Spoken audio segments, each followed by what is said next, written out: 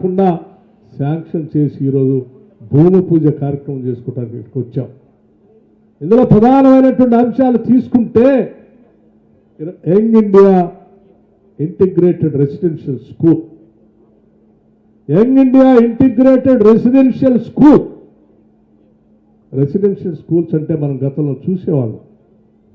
ఎస్సీలకు ఒక దగ్గర, బీసీలకు ఇంకొక దగ్గర, మైనార్టీలకు ఇంకొక దగ్గర, ఓసీలకు ఒక దగ్గర, ట్రైబల్స్కి ఇంకొక దగ్గర ఈ సమాజాన్ని ముక్కలు చెక్కలు చేసినట్టుగా చిన్నప్పటి నుంచే విద్యాబుద్ధులు నేర్పేటువంటి స్థాయిలోనే విద్యార్థులను విడదీసేటువంటి కార్యక్రమం ఈ రెసిడెన్షియల్ స్కూల్స్ ద్వారా వేరువేరుగా పెట్టడం వల్ల జరుగుతూ ఉంది.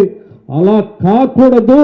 ఈ సమాజం అంతా కలిసి ఒక ఉమ్మడి కుటుంబంగా ఎదగాలి. అది చిన్ననాటి నుంచే విద్యాబుద్ధులతో నేర్పించాలి. అలా నేర్పించాలంటే అందరికీ కలిపి ఒక యంగ్ ఇండియా ఇంటిగ్రేటెడ్ రెసిడెన్షియల్ ఒక ఉమ్మడి కుటుంబం లాగా తల్లిదండ్రులు విద్యాబుద్ధులు ఎట్లా నేర్పుతారో ఆ రకంగా ఆ పాఠశాలలో ఈ సమాజంలో ఉన్నటువంటి అన్ని వర్గాలకి ఒకటే దగ్గర పెట్టి తమ భేదం లేకుండా చిన్ననాటి నుంచే వారిలో ఒక ఆలోచన రేపాలని చెప్పి ఒక సదుద్దేశంతో ఈ రాష్ట్ర ముఖ్యమంత్రిగా రేవంత్ రెడ్డి గారు, నేను, మా మంత్రివర్గ సహచరులు అందరం కలిసి ఆలోచన చేశాం. ఆ ఆలోచనలోంచి పుట్టిన ఒక ఉన్నతమైనటువంటి ఆశయం ఈ రాష్ట్ర వ్యాప్తంగా young India integrated residential schools. ఆ స్కూల్స్ మామూలు స్థాయిలో కూడా ఉండటానికి వీళ్ళు ప్రపంచంతో పోటీ పడే స్థాయిలో ఇంటర్నేషనల్ స్కూల్స్లో ఏ రకమైనటువంటి విద్యా బోధన చేస్తారో ఇంగ్లీష్ మీడియంతో సహా ఆ పాఠశాలలో ఉండేటువంటి అత్యున్నతమైనటువంటి సంపన్న వర్గాలు చదువుకునే పాఠశాలలో ఎటువంటి వసతులు ఉంటాయో ఆ వసతులు అన్నీ కూడా మనం కల్పించే యంగ్ ఇండియా ఇంటిగ్రేటెడ్ రెసిడెన్షియల్ స్కూల్లో మన పిల్లలు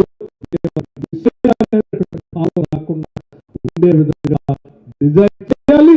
డిజైన్ చేసినానికి ఎంత ఖర్చు అయినా పెట్టి ఆ స్థాయిలోనే నిర్మించాలని ఆలోచన చేసినప్పుడు ఒక్కొక్క స్కూల్కి కనీసం 25 ఎకరాలు స్థలం తగ్గకుండా క్యాంపస్ని నిర్ణయం చేయటమే కాకుండా ఆ స్కూల్ నిర్మాణం కోసం 200 కోట్ల రూపాయలు అవుతాయనంటే చాలామంది ఆశ్చర్యపోయారు.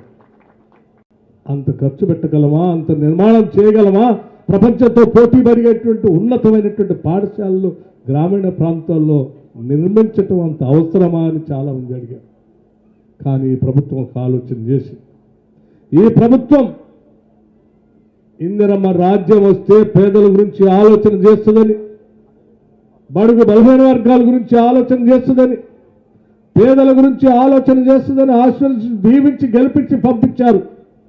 మన బిడ్డల భవిష్యత్తే మన భవిష్యత్తు, ఈ రాష్ట్ర భవిష్యత్తు.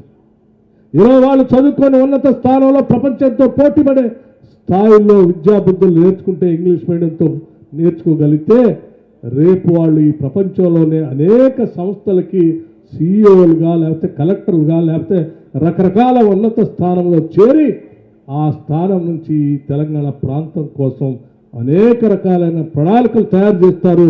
ఈ ప్రాంత అభివృద్ధి కోసం వాళ్ళ మేధస్సుని ఉపయోగిస్తారు.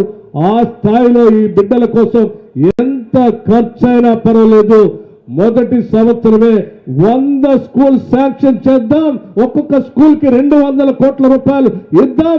22,500 కోట్ల రూపాయలు అయినప్పటికీ మొదటి సంవత్సరమే 11,500 కోట్ల రూపాయలతో శాంక్షన్ చేద్దామని చెప్పి ఈరోజు శాంక్షన్ చేశాం. అందులో భాగంగానే ఈరోజు ధర్మపురి శాసనసభ నియోజకవర్గంలో కూడా ఈ పాఠశాలకి ఇవాళ భూమి పూజ చేసుకున్నాం. నేను ఇప్పుడే మిత్రుడు చెప్తా ఉన్నాను సోదరుడికి, మన అడ్లూరు లక్ష్మణ్ గారు, అయ్యా మీరు ఈ స్కూల్ని మీ కలెక్టర్ గారితో మాట్లాడండి, విద్యాశాఖకు సంబంధించినటువంటి వారితో మాట్లాడండి, మనం వాడివాడిగా ఈ పాఠశాల నిర్మాణం పూర్తి కావించండి. ప్రతి నెల మీరు కట్టిన దానికి అనుగుణంగా మీరు బిల్లు పంపిస్తూ ఉండండి. ఆ బిల్లులు రిలీజ్ చేసే బాధ్యత ఈ ప్రభుత్వానికి. పాఠశాల నిర్మాణం ఒక్కరోజు కూడా ఆగటానికి వీల్లేదు. ఇది ఈ మధ్య కాలంలోనే రాష్ట్రంలో ఉన్నటువంటి అన్ని జిల్లా కలెక్టర్లతో సమావేశం ఏర్పాటు చేసి వీడియో కాన్ఫరెన్స్ ద్వారా చాలా స్పష్టంగా చెప్పాం. ఇది ఈ రాష్ట్ర ప్రభుత్వం యొక్క ఆలోచన లక్ష్యం. దాంతోపాటు మీ అందరికీ తెలియంది కాదు. పేదవాడు ఉండటానికి పనికొచ్చేటువంటి ఒక ఇల్లు, ఒక గూడు లేక ఇబ్బంది పడతా ఉంటే ఆత్మగౌరవంతో బతికేటువంటి ఆ కుటుంబానికి అనేక సందర్భాల్లో ఆ రోజుల్లో ఉమ్మడి రాష్ట్రంలోనే ఇందిరమ్మ ఇల్లు ఇచ్చాం. ఈ గది ఒక్కటే సరిపోదు, బిడ్డ వస్తే ఏడబడుకుంటాడో, గొర్రె వస్తే ఏడగట్టిస్తాం, అది ఏడగట్టిస్తాం, ఇది ఏడగట్టిస్తాం, ఇది పనికి రాదు, పడుకుంటే కాళ్ళు బయటకుంటే డబల్ బెడ్రూమ్ ఇల్లు ఇస్తా అని చెప్పి మాయ చేసి మీ అందరూ భ్రమలు కల్పించి తీసుకొని వెళ్ళాడు తప్ప ఎక్కడ వాళ్ళకి పాప ఇల్లు కట్టించలేదు. వాళ్ళ బాధను చూసి ఆనాడు రాష్ట్ర కాంగ్రెస్ కమిటీ అధ్యక్షుడిగా ఉన్నటువంటి రేవంత్ రెడ్డి గారు, సిఎల్పి నాయకుడిగా ఉన్న నేను, వారు పెద్ద పెద్ద భారీ బహిరంగ సభలు పెడుతూ రాష్ట్ర వ్యాప్తంగా నేను పాదయాత్ర చేస్తూ పేద ప్రజల అవసరాలని వాళ్ళ బాధల్ని అర్థం చేసుకొని ఆనాడే మాటిచ్చాం. వచ్చేది ఇందిరమ్మ రాజ్యమే, రాగానే ఈ రాష్ట్రంలో అర్హత కలిగిన ప్రతి